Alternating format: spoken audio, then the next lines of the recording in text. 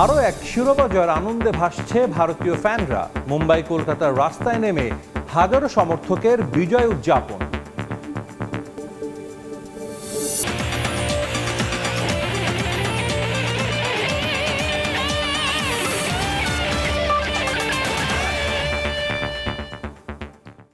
বিশ্বের নানা প্রান্তের খেলাধুলার খবর নিয়ে আমাদের নিয়মিত আয়োজন খেলার সময়, আর এই আয়োজনে আপনাদের সঙ্গে আছি আমি সাজিদ মুস্তাহিদ। আরও এক শিরোপা জয়ের আনন্দে ভাসছে ভারতীয় ফ্যানরা। শুরু থেকে দলের ওপর পূর্ণ আস্থা রেখেছিলেন তারা। বলিউড তারকা আনুশকা বিবেকরাও মাঠে বসে শিরোপা জয় উদযাপন করেন। রোহিতের দলের প্রশংসায় পঞ্চমুখ বিসিসিআই সভাপতি রজার বিনি। দুবাই থেকে মাকসুম আলম খানের রিপোর্ট।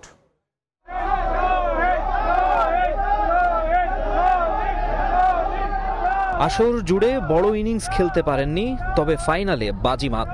তাই ভারতীয় টিম বাসের সামনে রোহিত শর্মাকে নিয়ে স্লোগান ভক্তদের। ওডিআই থেকে রিটায়ার করছেন না হিটম্যান, এই খবরে মহা খুশি সবাই। হাসি মুখে বের হন বিরাট কোহলির স্ত্রী বলিউড অভিনেত্রী আনুশকা শর্মা। বাংলাদেশি জার্নালিস্ট পরিচয় দিয়ে জয়ের প্রতিক্রিয়া জানতে চাইলে হাত নেড়ে অভিবাদন জানান, তবে এড়িয়ে যাননি বিবেক ওবেরয়। बहुत बहुत बहुत खुश हैं कि हम जीत चुके हैं। रॉक स्टार है Rohit Sharma, one of the best captains India has ever had, and today he played a captain's innings and made India win. We're very proud of Rohit Sharma. শিরোপার আনন্দ থাকলেও গম্ভীর চেহারায় ফ্যানদের ছবি তোলার আবদার মেটান বিসিসিআই সভাপতি রজার বিনি। বিসিবির ট্রাই নেশন সিরিজের প্রস্তাব নিয়ে প্রশ্ন করলে বলেন কিছুই জানেন না। BCB has proposed to BCCI and PCB for the Tri Nation series in Dhaka. I am not aware of that. I am not aware. If there is any proposal, I am not aware of that. বর্তমান ও সাবেক ক্রিকেটাররা তো বটেই, বলিউডের অনেক তারকাই মাঠে বসে ভারতের এই চ্যাম্পিয়ন্স ট্রফি জয় উপভোগ করেছেন। তবে দর্শকদের উৎসাহ উদ্দীপনার বিষয়টি সবচেয়ে বড়। ম্যাচ শেষ হওয়ার অনেকক্ষণ পর পর্যন্তও প্রিয় তারকাদের এক নজর দেখতে স্টেডিয়ামে এইভাবে ভিড় করতে থাকেন তারা। ভালোবাসি ইন্ডিয়া, আপনাকে ভালোবাসি। We came from Miami. Yes. Just for the match. I love my country, I love my country, and I love my team. We just love the energy. We love Kohli. We love Rohit. Fabulous, fabulous, fabulous. India! India! Trophy India! Let's go India! পরপর 2 বছরে 2 major শিরোপা জিতেছে India. সময় এখন ভারতীয়দের। তবে দুবাইয়ে যতটা বুনো উল্লাসে মেতে উঠবে বলে ধারণা করা হচ্ছিল তা হয়নি। হয়তো চ্যাম্পিয়নদের দেশে ফেরার অপেক্ষায় সবাই। মাকসুম আলম খান, সময় সংবাদ, দুবাই, সংযুক্ত আরব আমিরাত। এদিকে চ্যাম্পিয়ন্স ট্রফি পুনরুদ্ধার করায় বাঁধ ভাঙা উৎসবে মাতেন ভারতীয় সমর্থকরা। ম্যাচ জয়ের পরই রাস্তায় নেমে আসেন তারা। ভক্তরা মনে করেন যোগ্য দল হিসেবেই শিরোপা জিতেছে ভারত, এটা নিয়ে সমালোচনার কোনো সুযোগ নেই। এবারের ফাইনাল নিয়ে একটু বেশি দুশ্চিন্তায় ছিল ভারতীয়রা। একে তো প্রতিপক্ষ নিউজিল্যান্ড, তার উপর ফাইনালটা হচ্ছে রোববার। কারণ এর আগে রোববারে খেলা সব ফাইনালে হেরেছে ভারত, তাই ম্যাচের আগে পূজা প্রার্থনার পাশাপাশি নানা আয়োজন ছিল ভক্তদের। অবশেষে সব রেকর্ড ভেঙে ভক্তদের শিরোপা জয়ের উৎসবে মাতান রোহিত শর্মারা। চ্যাম্পিয়নশিপ জয়ের পরপরই আনন্দ উদযাপনের রাস্তায় নেমে আসেন সমর্থকরা। নেচে গেয়ে একে অপরকে রং মাখিয়ে শিরোপা জয়ের আনন্দ ভাগাভাগি করেন তারা। গেল বছর টি-20 বিশ্বকাপ জয়ের পর এবার চ্যাম্পিয়ন্স ট্রফি জেতায় ভক্তদের মাঝে ছিল বাড়তি আনন্দ।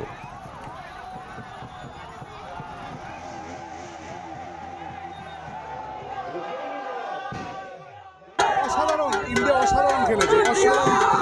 21 বছর আগে নিউজিল্যান্ডের কাছে হেরেছিলাম, সেই হারের বদলা এবার আমরা জিতে কাপ জিতে জয়ী হলাম।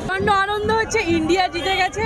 আমি সেলিব্রেট করবো, আমি পাচ্ছিলাম, আমি একটা মেয়ে, তো আমার মতো কেউ নেই। মানুষের উত্তেজনা দেখেই বোঝা যাচ্ছে মানুষজন কত এক্সাইটেড ছিল এই ম্যাচটা নিয়ে, আর জেতার পরে আনন্দটা তো পাশে দেখাই যাচ্ছে কি হচ্ছে। চ্যাম্পিয়ন্স ট্রফিতে আমরা যেইভাবে বিজয় হয়েছি, আজকে আমরা বারাসাত চাপাডালি মোড়ে বিশালভাবে আনন্দিত হবে। সারা রাত আজকে উদযাপন আর প্লাস আনন্দিত হবে। কারোর ক্ষমতা নেই যে বিরাট কোহলিকে বাদ দেবে। সৌরভ গাঙ্গুলির জয়, এই জয়টা সম্পূর্ণ সৌরভ গাঙ্গুলির জয়। এটা শুধুমাত্র ইন্ডিয়াই পারবে, আর কেউ পারবে না। আফগানিস্তান নারী ক্রিকেট ইস্যুতে চাপের মুখে আইসিসি। তালেবান শাসিত আফগানিস্তান ক্রিকেটকে বরখাস্ত করার দাবি জানিয়েছে মানবাধিকার সংগঠন হিউম্যান রাইটস ওয়াচ। নারীদের শিক্ষা ও খেলাধুলার সুযোগ নিশ্চিতের আগ পর্যন্ত এই নিষেধাজ্ঞা বহাল রাখার কথা বলেছে তারা। যদিও এ নিয়ে এখনও কোনো আনুষ্ঠানিক বিবৃতি দেয়নি বিশ্ব ক্রিকেটের নিয়ন্ত্রক সংস্থা, তবে দাবি আদায়ের জন্য সব ধরনের চেষ্টা করা হবে বলে জানিয়েছেন সংগঠনটির পরিচালক মিনকি ওয়ার্ডেন। 2021 সালে আশরাফ গনি সরকারকে হটিয়ে রাজকীয়ভাবে আফগানিস্তানের ক্ষমতার আসনে বসে তালেবান সরকার। এসেই জারি করেছে বেশ কিছু নীতিমালা, নিষিদ্ধ করে অনেক কিছু। সে সময় স্থবির হয়ে পড়েছিল দেশটির ক্রিকেটও। তবে পরবর্তীতে পুরুষদের ক্রিকেট, ফুটবল সহ অন্যান্য খেলার অনুমতি মিললেও বাধা নারীদের সব ধরনের খেলা। তা নিয়ে এবার বেশ চাপে আইসিসিও। ক্ষমতায় এসে নারীদের নীতি ও আদর্শ বিষয়ক আলাদা মন্ত্রণালয় গঠন করে তালেবান সরকার। খেলাধুলা ছাড়াও নারীদের শিক্ষা, কাজের পরিসর, ইচ্ছে মতো চলাফেরার ওপর বেশ কিছু নিষেধাজ্ঞা দেয় তারা। জানিয়ে নেতিবাচক আলোচনা হয় পুরো বিশ্বে। মানবাধিকার সংস্থাগুলো সমালোচনা করেছে এমন কাজের। সবাইকে তালেবানদের প্রতি কঠোর হওয়ার আহ্বান জানিয়েছে হিউম্যান রাইটস ওয়াচও। সংগঠনটি এবার দ্বারস্থ হয়েছে আইসিসিরও। সম্প্রতি আইসিসির কাছে চিঠি পাঠিয়েছে হিউম্যান রাইটস ওয়াচ, যে চিঠিতে তারা বিশ্ব ক্রিকেট নিয়ন্ত্রক সংস্থার কাছে আহ্বান জানিয়েছে তালেবান শাসিত আফগানিস্তান ক্রিকেটকে বরখাস্ত করার। আর এই নিষেধাজ্ঞা নারীদের পুনরায় শিক্ষা ও খেলাধুলার সুযোগ নিশ্চিতের আগ পর্যন্ত বহাল রাখার কথা উল্লেখ করেছে সেই চিঠিতে।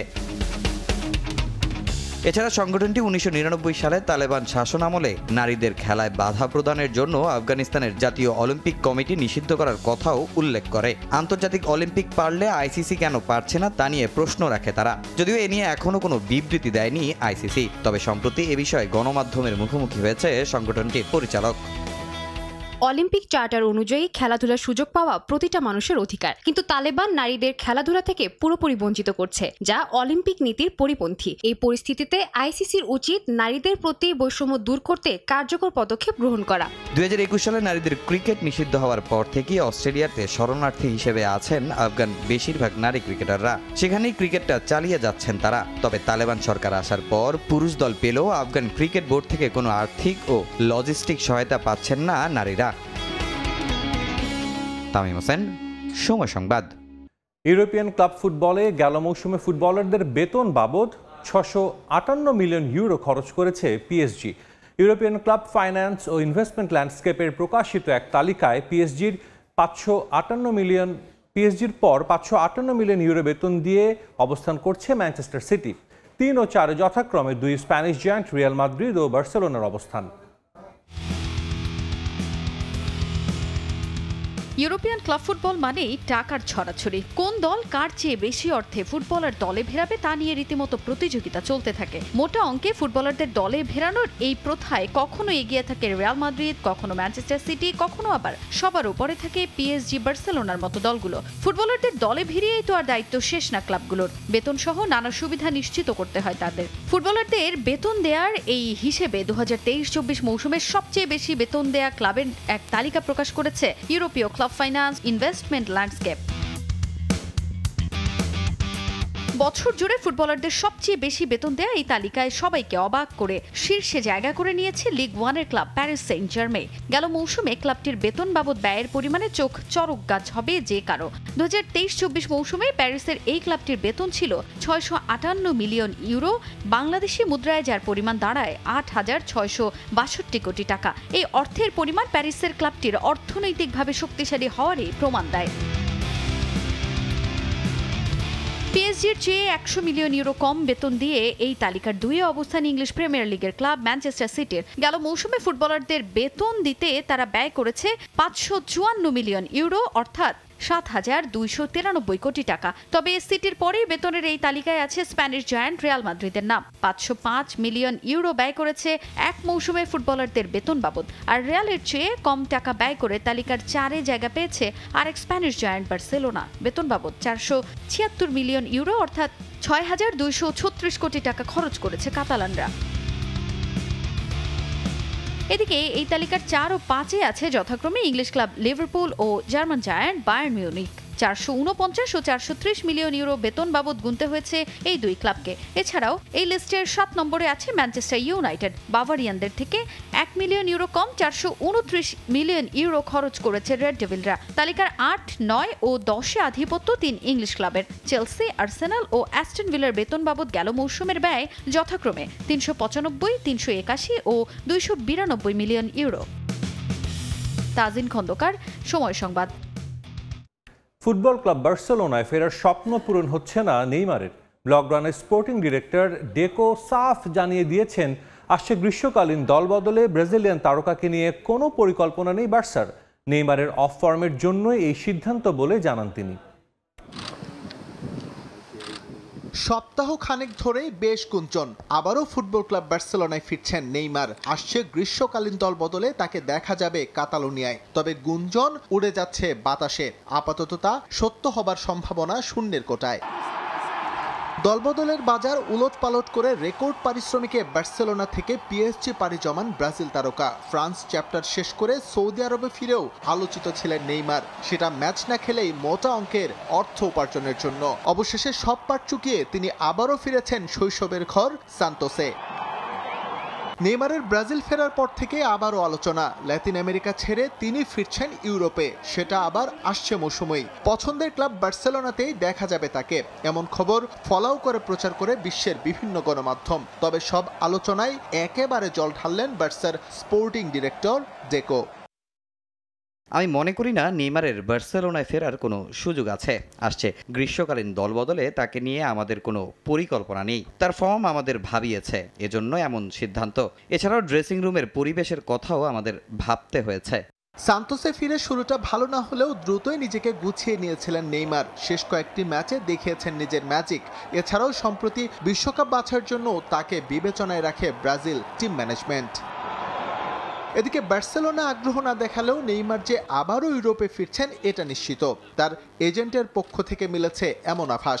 তবে ব্রাজিলিয়ান তারকার সম্ভাব্য গন্তব্য কোথায় তা নিশ্চিত করতে পারেনি কেউ। এসএম ইকবাল, সময় সংবাদ। 3 দফায় মেয়াদ বাড়িয়েও শেষ হয়নি মেহেরপুর সদর উপজেলার আমঝুপি মিনি স্টেডিয়ামের কাজ। বিকল্প কোনো মাঠ না থাকায় হচ্ছে না কোনো টুর্নামেন্ট। অনুশীলন বাদেই বয়স ভিত্তিক টুর্নামেন্ট খেলতে হচ্ছে অধিকাংশ ক্রিকেটারদের। দ্রুত কাজ শেষ করে মাঠ খেলার উপযোগী করার দাবি খেলোয়াড় ও কোচদের। পদক্ষেপ নেওয়ার আশ্বাস দিয়েছে প্রশাসন। বেনিয়ামিনের তথ্য ও ছবিতে রিপোর্ট। চারিদিকে গ্যালারির মাঝখানে মাটির স্তূপ, দেখে মনে হবে এটি একটি গোচারণ ভূমি।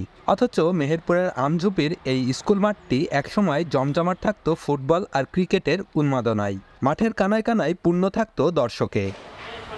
2023 সালে সরকার এই মাঠটিকে মিনি স্টেডিয়ামে রূপ দেয়। ওই বছরের ফেব্রুয়ারি মাস থেকেই জাতীয় ক্রীড়া পরিষদের অধীনে কাজ পান ঠিকাদারি প্রতিষ্ঠান ইঞ্জিনিয়ারিং লিমিটেড। ব্যয় ধরা হয় প্রায় 5.5 কোটি টাকা। কিন্তু পরপর 3 দফা মেয়াদ বাড়লেও এখনও শেষ হয়নি মাঠের কাজ।